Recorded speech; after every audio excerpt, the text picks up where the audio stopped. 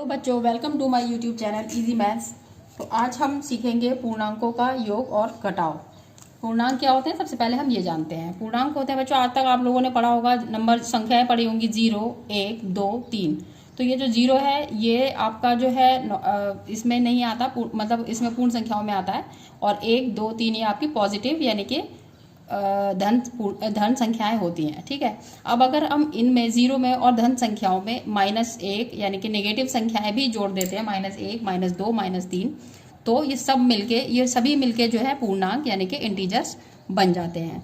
तो मैंने कहा कि ये जो है +1, +2, +3 ये जो है आपके धन पूर्णांक हैं, और ये जो है -1, -2, -3 ये आपके ऋण पूर्णांक हैं। और 0 अगर इनमें 0 को भी सम्मिलित कर दिया जाए तो ये सभी मिलके पूर्णांक यानी कि इंटीजर्स कहलाते हैं। ठीक है, अब ये जो इंटीजर्स होते हैं, हमने नॉर्मल संख्याओं का यानी कि 1, 2, 3, 4, 5, 6, 7, 8, 9, 10 इन संख्याओं का, प्राकृत संख्याओं का योग और घटाना सब सीख रखा है।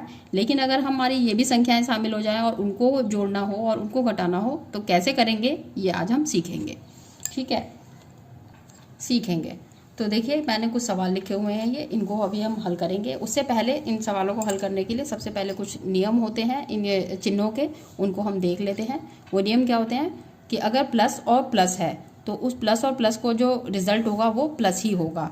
प्लस और माइनस है तो उसका रिजल्ट माइनस होगा, और माइनस और प्लस है तो उसका रिजल्ट माइनस होगा, और माइनस और माइनस है तो उसका रिजल्ट प्लस होगा।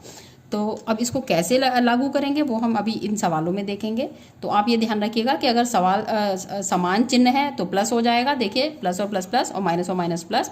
और अगर असमान चिन्ह है तो वहाँ पे माइनस की प्रक्रिया की जाएगी। अब देखते हैं हम सवालों को, ये सवाल कैसे हल करते हैं। ये देखिएगा लिखा हुआ है +4, यानी कि हर नॉर्मल सा नंबर जिसके जैसे 1 है तो 1 के आगे हम ये जो होता है प्लस होता है, लेकिन हम लिखते नहीं है। तो इसमें लेकिन क्योंकि अब ये इंटीजर्स का ही है तो इसलिए हमने इसमें लिख रखा है प्लस और माइनस हमने लगा रखे हैं। तो देखिए जैसे लिखा हुआ है +4 + 6। अब हम इसको हल करना है, कैसे करेंगे वो देखते हैं। प्लस इसको यहाँ से निकालेंगे तो यहाँ पे ये हो गया +4, ये ब्रैकेट के बाहर प्लस है तो प्लस, और ये इसको यहाँ से भी हटा देंगे तो ये हो गया 6। तो 4 और 6 जुड़ के हमारा हो गया 10, नॉर्मल सा जैसे कि हम करते हैं। ठीक है, अब आया ये, तो यहाँ पे थोड़ा सा इसमें आएंगे तो देखते हैं कि ये इसको ब्रैकेट से बाहर निकालेंगे तो ये 9 हुआ। फिर ये है प्लस और ये है माइनस, तो मैंने कहा प्लस और माइनस माइनस हो जाएगा, तो यहाँ पे हमने कर दिया इसे -8। ठीक है, 9 में से 8 को घटाएंगे तो कितना आया आपका 1, ये इसका आंसर है। ठीक, फिर देखिए एक सवाल ये है, तो इसमें है -12, पहले हम इसको लिखेंगे -12। अब देखिएगा यहाँ पे प्लस है और ये ब्रैकेट के अंदर भी प्लस है, तो प्लस और प्लस हमने कहा था प्लस, तो यहाँ पे आ जाएगा +7। तो अब एक और चीज़ आ गई, यहाँ पे -12 है, यहाँ पे +7 है। तो अब हम क्या करें, ये नहीं समझ में आ रहा, तो हम क्या करेंगे वही देखिएगा, माइनस और प्लस, प्लस माइनस तो माइनस ही करना है, तो यहाँ पे हम माइनस का ही वो माइनस ही करेंगे। किस में से घटाएंगे 12 में से 7, जो बड़ी संख्या होती है घटाते उसी में से, क्योंकि 7 में से 12 नहीं जा सकता। तो 12 में से 7 घटाएंगे तो बच्चों आएगा आपका 5, लेकिन चिन्ह लगाएंगे जो संख्या बड़ी होगी उसका ही। तो ये इसके आगे माइनस है तो यहाँ पे लगा देंगे हम -5। इसका उत्तर ये है। अगर ये क्लियर नहीं हुआ तो अभी आगे क्लियर होगा, किसी और सवाल में मैं इसको पूरा तरीके से सही कर दूंगी।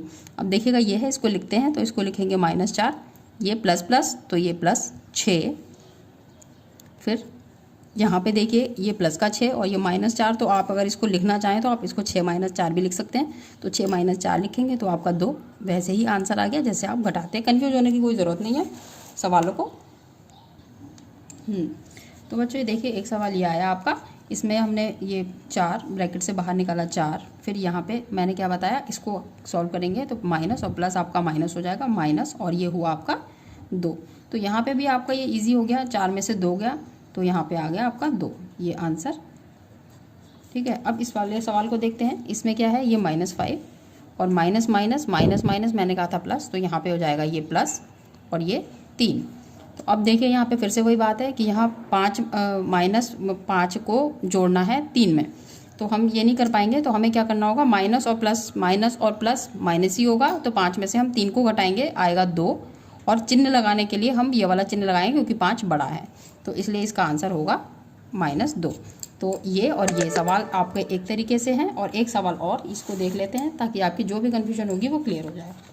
फिर देखिएगा इसको ऐसे करेंगे, +5 प्लस माइनस माइनस का 3 प्लस माइनस माइनस का 4।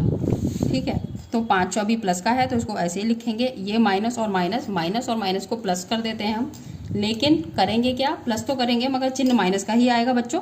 तो ये माइनस का 3 और 4 जुड़ के हुए 7, लेकिन माइनस के 7। अब फिर से वही कि 5 में से 7 को घटाना है तो घटाइए, लेकिन 5 में से 7 नहीं, 7 में से 5। तो 7 में से 5 गया तो 2, 7 बड़ा है, 7 के आगे माइनस का निशान है, इसलिए माइनस का 2 आंसर। तो उम्मीद करती हूँ आपको ये सवाल अच्छे से समझ में आ गए होंगे। अगर आपको मेरी वीडियो पसंद आती है तो मेरे चैनल को लाइक और सब्सक्राइब जरूर कीजिए। धन्यवाद।